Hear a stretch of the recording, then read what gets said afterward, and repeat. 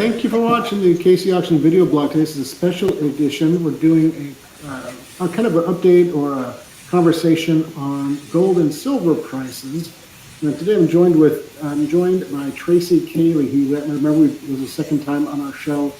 And you might have seen that in the last couple of days, gold has soared past $2,000 an ounce. Silver is nearing $30 an ounce. Gold's at an all-time high. Silver is at a 10-year high. And Tracey and I are going to be talking about that today. Tracey, how are you doing today?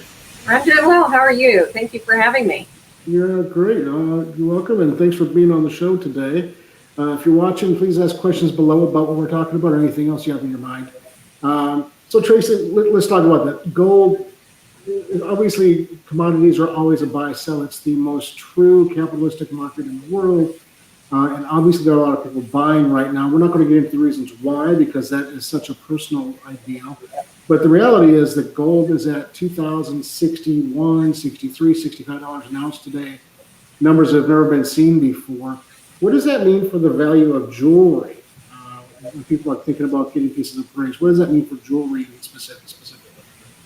Well, specifically at this point in time, with the record high gold, any gold items that you have, the appraised value obviously increases with that.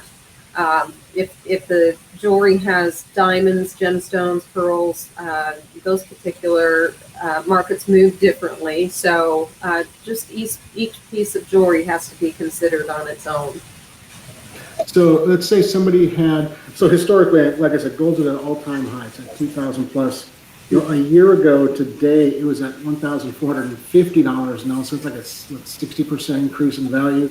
20 years ago, it was at $300 an ounce, which is crazy to think about, right? But it's true. It's absolutely true. And we'll talk about the silver numbers in a minute. If somebody has jewelry that they've had appraised before, is this the time to get it reappraised or evaluate those appraisals? Yes, as a matter of fact, I'm seeing an uptick in requests for updating appraisals. So, for instance, I have a client who had appraisals done just 3 years ago, and the market was at $1,200. And many of her items are heavy gold items, so she's definitely underinsured at this point, and we're working to get that updated, reflecting this current market. Yeah, and if somebody has an appraisal to update, it's a pretty simple process and not terribly expensive compared to an appraisal from scratch, right? That's true. So I keep all of my appraisal files on record for at least 7 years. And so that allows for a very simple update process. Excellent. You're talking about the woman you're working with who had appraisals updated. We have, like this gold necklace. It's just an old rope chain. And when I was a kid, we loved these things because all the rappers wore them, and we all wanted to be rappers, right? Right. And they were heavy back in the day. They were solid. They were heavy. This thing weighs like 3.2 troy ounces. Oh my! Right? Back in 20 years ago, when gold was at 300 an ounce, there was something like it was $560 worth of gold. So this have been, you could have probably bought it for $800 to $1,000 at a jewelry store on sale.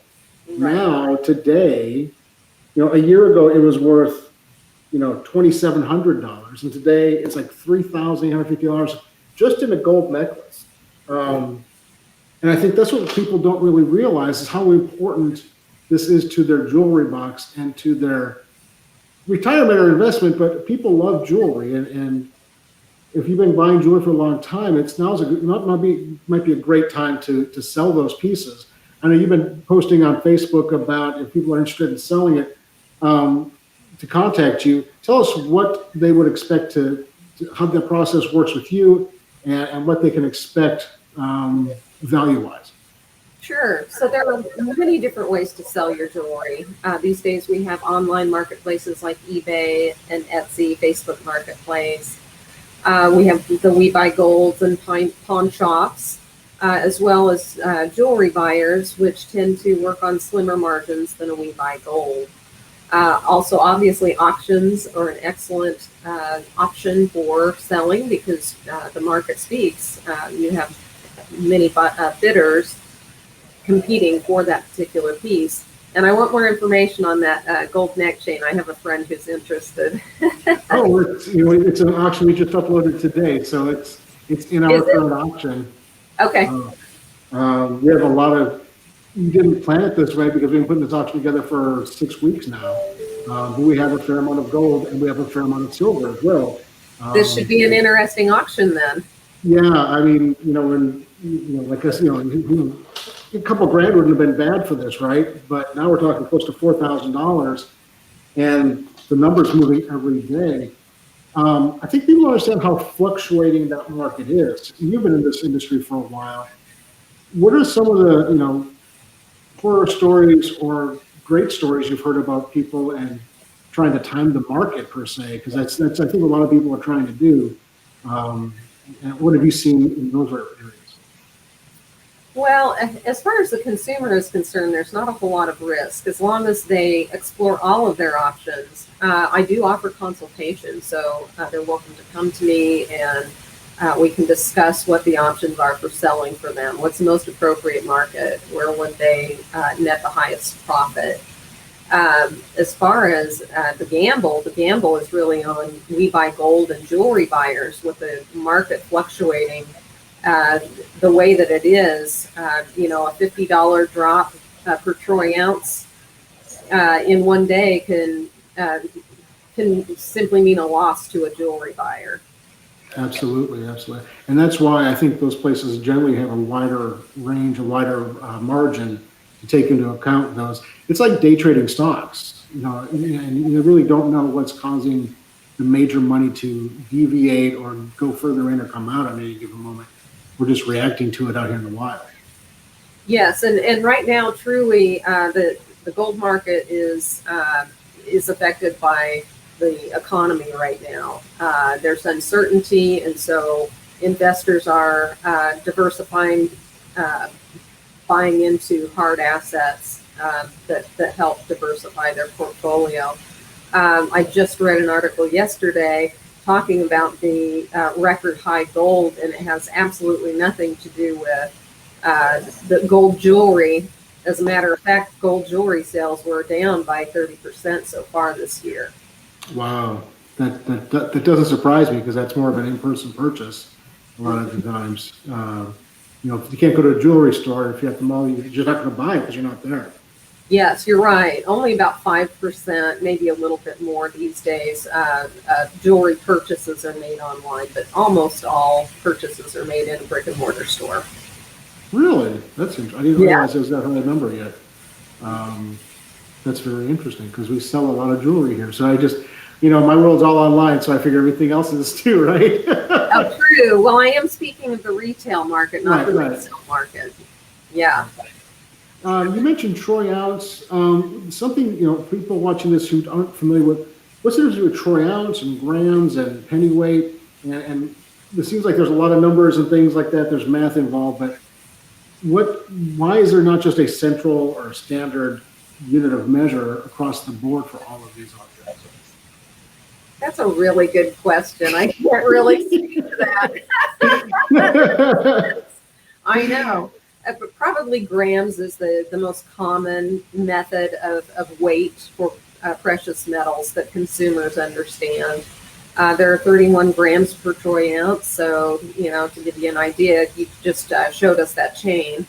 Must be around 100 grams.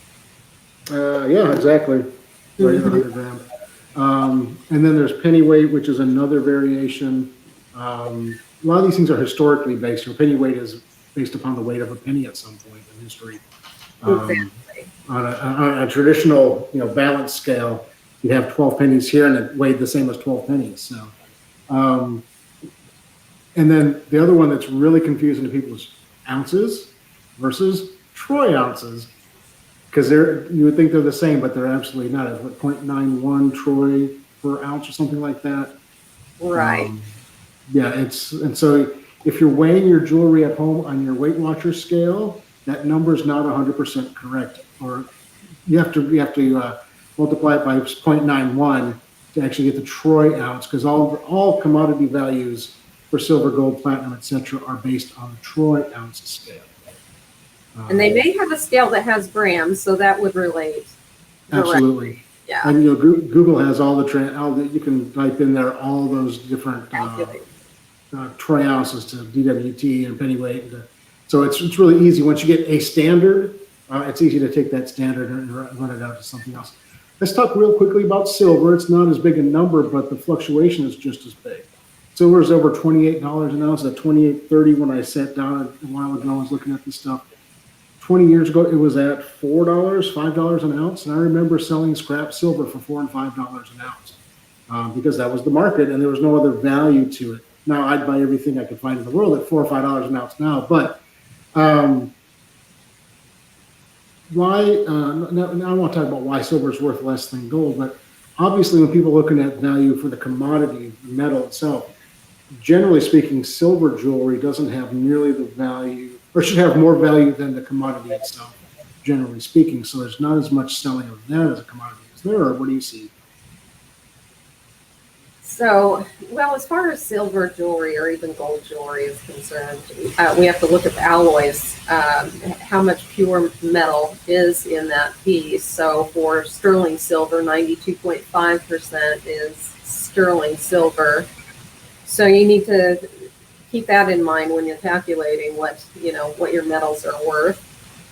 14 karat is 58.5% pure gold, and the other part alloy. So a considerable amount of non-precious metal in there. Yeah, for those watching, the alloys is what makes the gold or silver strong enough to retain shape and not fall apart while you're wearing it or using it. So if somebody has gold or silver, and so what is scrap? That's a term you hear a lot. You have scrap gold, scrap silver. Tell people what your definition of scrap metals are. Scrap metals are jewelry that is simply out of fashion, may have condition issues, and just really the new home is simply refining, just like you would refine an aluminum can. You just thin that metal, they extrapolate all of the precious metal out and the alloy and refine it into virgin gold again. Virgin gold, 24 karat pure gold. Mm-hmm. And as values go up, what's defined as scrap becomes a larger pool, right? It's at $1,500 an ounce, you might not scrap a piece of gold. You might sell it as a piece of jewelry. At $2,000, the value might not be there retail-wise, but the value, if you're looking to sell it, the value might be there for the gold to get you the number that you wanted to. So this is, when you talk about record high prices for gold and 10-year high prices for silver, this might be the opportunity to sell it. I think last time we saw gold and silver spike in 2011 to 13, it was predicated on fear of the market and fear of the unknown. And the unknown at that point was terrorism.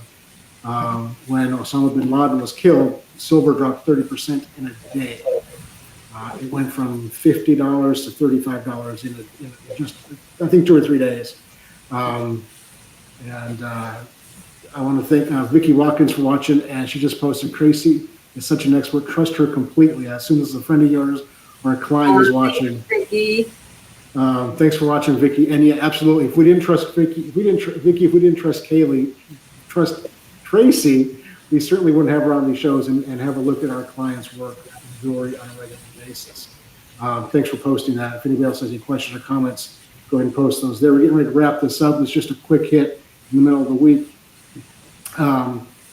But yeah, it's just such a fascinating thing. If you're looking at, like I said, so when the concern disappears, historically speaking, the values drop on commodities because investors put their money elsewhere. And as you know, obviously the big unknown right now is Corona, geopolitical relations, and all those other things. There are a lot of things happening in the next 6 months. They're going to answer some of those questions.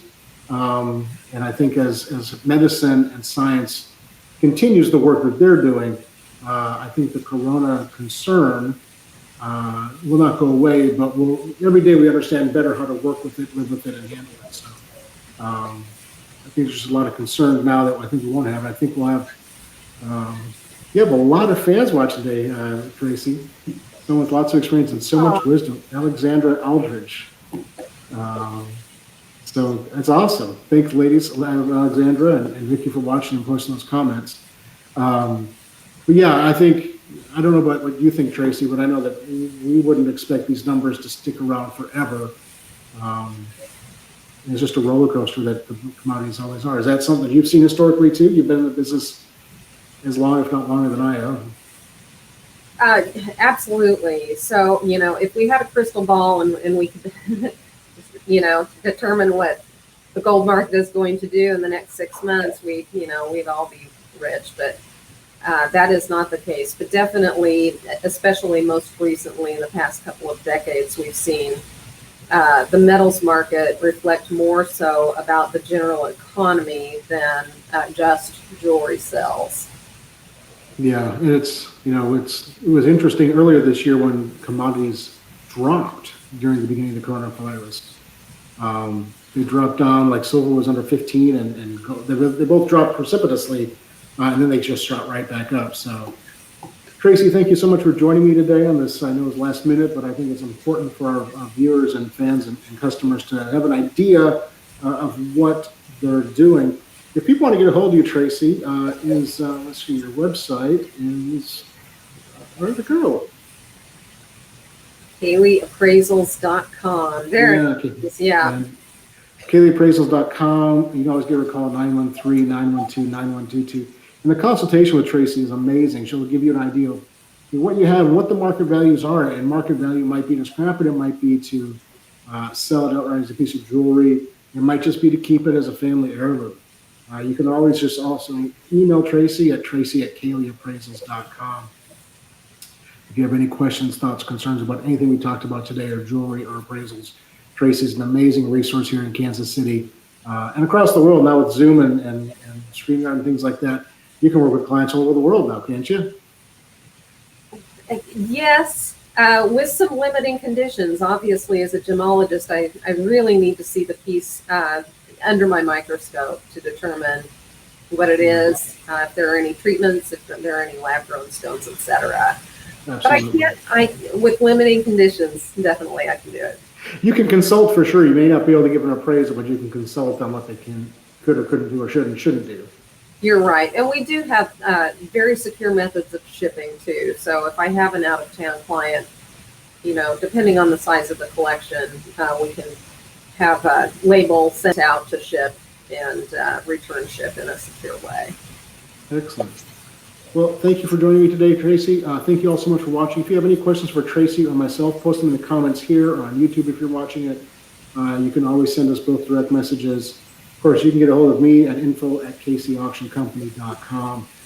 You can always call the office, 816-283-3633. We're always interested in talking to you about questions about our shows, about your estates, your situations, or whatever you may have. Tracy, thank you so much. Have a great afternoon, and thank you everybody for watching, and have a great weekend. My pleasure. Thank you.